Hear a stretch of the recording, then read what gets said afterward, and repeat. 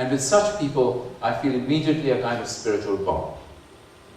But I do not feel a spiritual bond with Christians who do not really follow Jesus. So the test is not whether somebody calls himself or herself a Christian or not, a movement call themselves a Christian movement or not. The test is somebody really following Jesus? If they are, that person is my spiritual brother, or my spiritual sister. I'm happy to work with that person if that person is happy to work with me. But that is not the same as Christianity. That has never been the mark of Christianity from the 3rd century AD onwards. I hope I'm not offending you. No. Thank you very much. This question is for Dr. Blumenthal. You say that you're an advocate for social justice, and I went to Thailand and I spent some time there, and a lot of the justification for selling your children in the sex slave industry is because in the next life they will be a prince or be a king because they're making a sacrifice for the family. And so I'm just wondering how you justify believing in Buddhism and wanting social justice to change, but there being that kind of weird contrast in Buddhism of offering your child as a sacrifice for the family. I don't know anywhere in Buddhism that it instructs people to sell their kids into sexual slavery. So human beings do terrible things, and I would in no way try to defend the sex industry or the structures that support it and lend to it in Thailand. But you find the sex industry in everywhere in the world. I mean, it's in Portland. It's it's in Las Vegas. It's all over the Christian world. So Did you want to respond, Ms. Gupta? We have time for 2 more questions, so these will be our final 2 questionnaires. Please. It seems like no matter what pursuit a person has in life toward their happiness, either it be spreading the idea of not suffering or wanting to eat, fulfilling the desire to eat is to fulfill some sort of suffering. So it seems like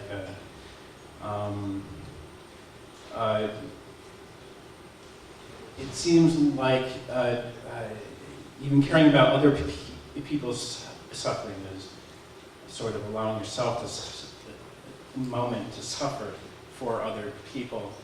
And I was thinking that wouldn't social science and maybe like a certain politics of love or politics in general be more of an answer above both of your guys' religion? Thank you, sir. Dr. Gupta, If you want to answer first, please do. Yeah, I mean, I think there are a variety of ways to transcend the problems that cause suffering in the world today. I don't think religion is the only answer. I think there are great non-religious people who are doing fantastic things in the world and working to transform and make the world a better place. So, and there are religious people who are as well, and I think there's room for everybody to contribute in the ways that make the most sense to them. So, yeah, I agree. May I just draw to your attention the fact that Hitler's 2 top people both had PhDs. Education doesn't get you anywhere. So, if you're educated in political science or economics, it doesn't necessarily mean anything. It could be argued that it is the kind of political science that is taught in universities and the kind of economics and the kind of business management which is taught in universities which has led Western civilization particularly, and therefore by impact the rest of the world, into the kind of mess that we are in financially and economically and politically today. Why is it that we have this kind of problem when we have this huge advances in understanding of politics and economics?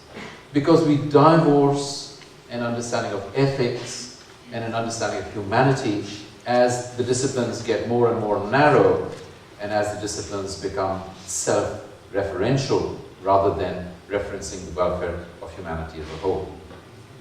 So what we need is a moral transformation of these disciplines. And the question is, does Buddhism, whatever we may mean by Buddhism and however we may define it, whatever we may understand, does Buddhism have the potential to transform these? E.F. Schumacher obviously felt it did. Or do the teachings of Jesus have the potential to transform them? We have time for this one last question, please.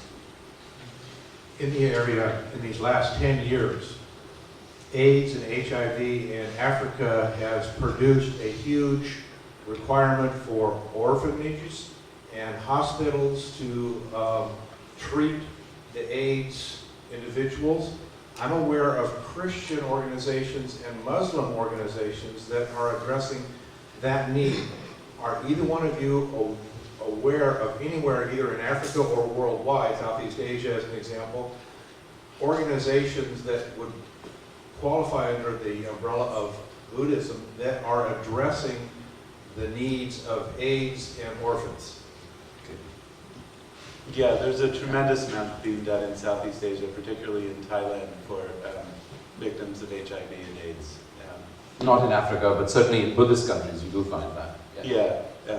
I mean, I think it makes sense in Africa because there are a lot of Christians and Muslims in Africa. But yeah, in Buddhist countries, yes, definitely there are. All right, I'd like to thank everyone who offered their questions tonight. I'm so sorry that we don't have time for any more. But we will have a few moments afterwards where perhaps we might meet with our speakers and briefly continue that discussion. We will now close with a short 2 to 4 minute statement session. We'll have each of our speakers offer their final thoughts. Dr. Blumenthal, would you like to offer some final thoughts? 2 to 4 minutes? I don't know. I mean, I really appreciate being in dialogue on these kinds of issues.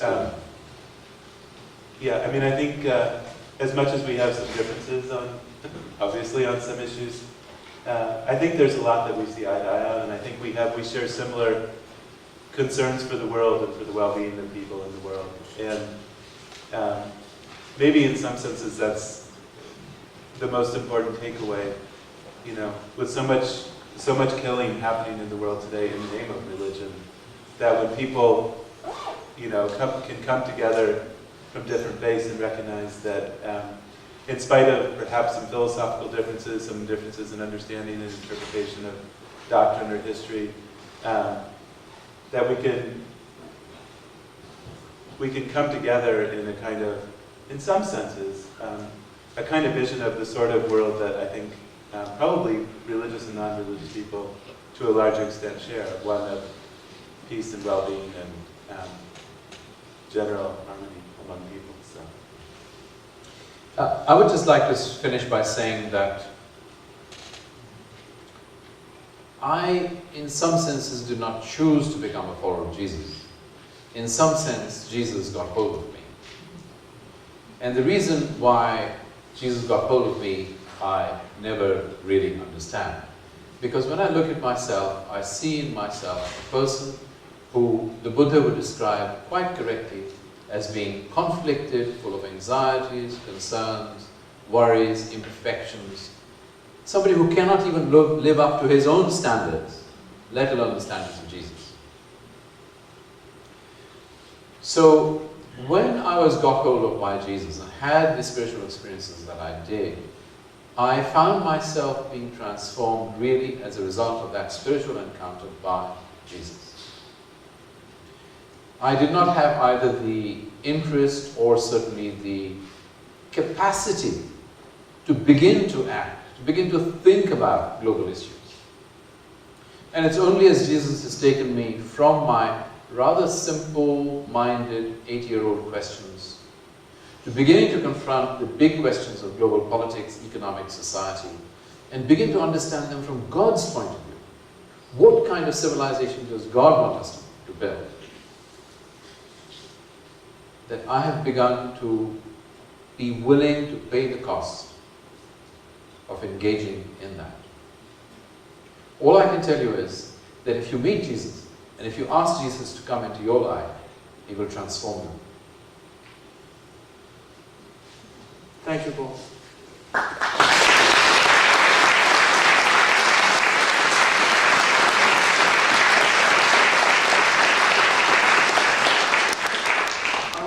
thank everyone in the audience for attending tonight's dialogue, and I appreciate your respect and your patience with my blunderings and with both of our distinguished speakers.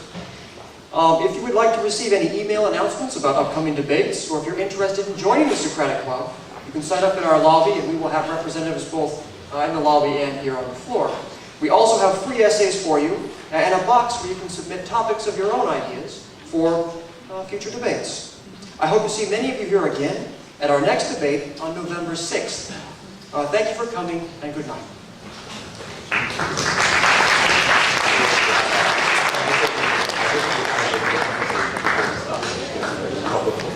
Focus.